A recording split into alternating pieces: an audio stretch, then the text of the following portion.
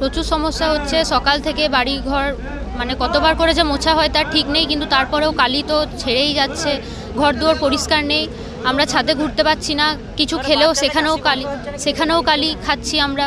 বাচ্চাদের অনেক সমস্যা হচ্ছে, আমার ঠাকুমা আমার জেঠু সবই সমস্যার সম্মুখীন, সবার শ্বাসকষ্ট, কেউ ভালো করে কোথাও বসতেও পারে না, বাইরে কিছুই হয় না, প্রচুর অপরিষ্কার থাকছে ঘর দুয়ার।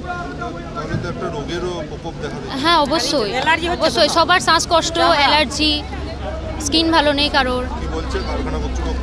কারখানা কর্তৃপক্ষ এখন এটারই দাবি যে কালি একদম বন্ধ করা হোক, এখন দেখা যাক কি বলে। আমার নাম স্নেহা দাস। আগের বছরও একবার এসেছিলাম, তখন কালি বন্ধ ছিল, বেশ কয়েকদিনই কালি বন্ধ ছিল, এখন আবার শুরু করেছে।